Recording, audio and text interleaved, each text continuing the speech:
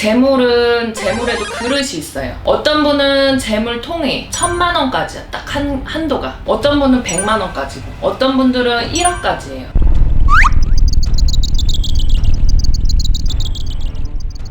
선생님, 네. 제 얘기이기도 하고요. 많은 분들이 진짜 공감하는 주제일 겁니다. 평생 돈 1원도 안 모이는 사람들. 저는 돈이랑 재물이랑 좀 분리해서 봐요. 돈은 돌고 도는 게 돈이라고 보고요. 들어왔다 나갔다 들어왔다 나갔다. 던질까 말까 던질까 말까 던질까 말까 던질까 말까 던던던던. 이걸 돈이라고 해요. 근데 재물은 쌓여서 축적되는 거를 재물로 봐요. 그래서 돈과 재물은 달라요. 그때그때 달라요. 돈은 당연히 들어왔다 나갔다 하는 게 당연한 거예요. 저 왜 돈이 안 벌릴까요? 하는 거는 들어오는 돈이 적다는 뜻이고, 돈이 왜 안 모일까요? 하는 거는 당연히 돈이기 때문에 안 모입니다 라고 말씀을 드려요. 그리고 사람마다 재물이 쌓이는 시기가 따로 있어요. 사람마다 달라요.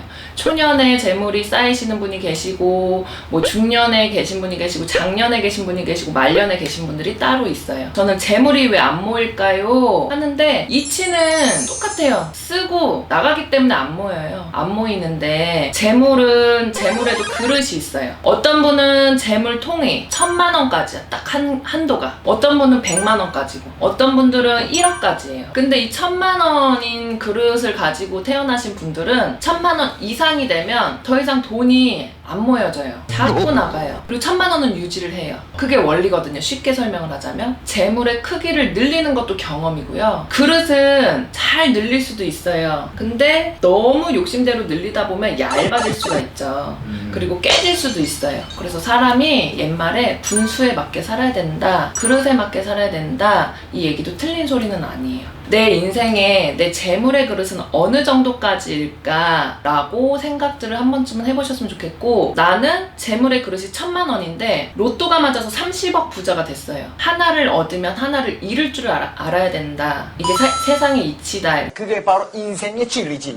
이렇게 얘기를 해주셨거든요. 근데 로또 맞으신 분들, 잘 사시는 분들도 계시지만 살인사건이 일어나거나 비극, 얻었으니까 잃는 게 있겠죠? 건강, 아니면 갑자기 생긴 돈으로 인해서 욕심이 더해져서 다 날리고 오히려 더 마이너스 인생을 사시는 분들도 많이 계십니다. 그러면 이제 손님이 오셨습니다. 그럼 만약에 이 주제로 너무 궁금해서 일반적인 상담을 받다가 재물의 그릇이 보이시나요? 이렇게 질문 드렸습니다. 네. 보이시나요? 숫자로 보이는 경우도 있죠. 아니면 1000단이야, 억단이야, 10억 단이야, 20억 단이야. 뭐 당신은 몇 조까지도 벌 수는 있어.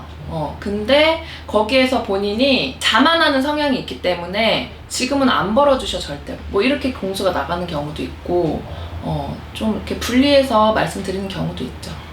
근데 대표님 같은 경우는 초년에 고생을 좀 해야 되는 분이에요. 엄청 했어요. 네, 경험을 굉장히 많이 쌓아야 되는 분이고, 그리고 나를 끌어주는 사람을 못 만난 경우고, 머리는 굉장히 영리하시고 똑똑하신데 알아봐주는 사람이 없는 거예요. 나 혼자만 밑에서 막 발버둥 치는데도 끌어주는 사람이 없다 보니까 좀 발전을 못 하신 경우인데, 원래 자체가 초년에 고생을 좀 해서 가셔야 되는 분이에요. 야망이 높으신 거죠. 야망이 높으신데 이 사람 저 사람 만나보고 갈수록 아이디어가 굉장히 좋으시다 그랬잖아요. 그래서 약간 조금 고민을 너무 많이 하시는데, 고민된 거를 이제 앞으로는 실천을 조금 더 많이 하셔가지고 행동으로 바로바로 하시면, 내가 먼저 그런 촬영을 하게 됐고, 내가 먼저 그런 선생님들을 만나보게 되고, 내가 먼저 이런 사람들을 만나게 된다.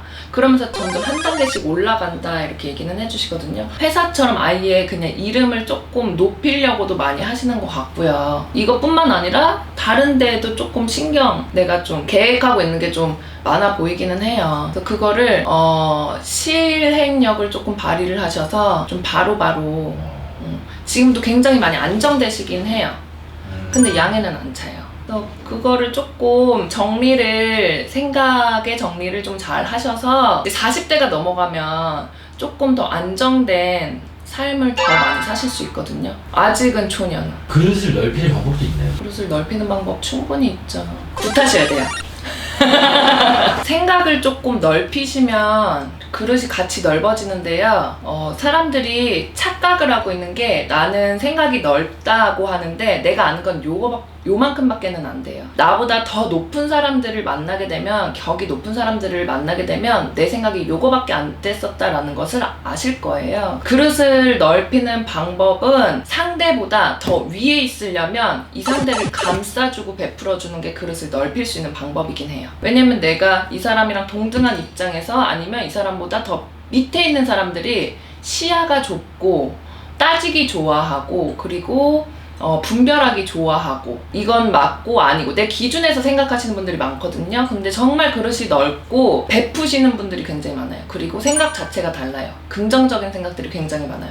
그럴 수도 있지, 이럴 수도 있지. 그럴 수도 있지 하면 이 방법 저 방법 여러 방법들이 생각나기 마련이고요. 내 말이 맞아 하면 방법들이 없어져요. 생각이 안 나요. 그래서 그런 생각들로 인해서 이미지 트레이닝 하듯이 좀 내 생각이라든지 그런 것들을 조금 반대로 바꿔보시면 그릇이 더불어서 넓혀질 수가 있고, 또 사람들을 바라봤을 때 내가 이해를 할 수가 있고 베풀 수가 있어요. 내가 어느 정도의 위치에 올라가면 그 주변 사람들 자체가 어느 정도 위치에 올라온 사람들만 끼리끼리 모이게 됩니다.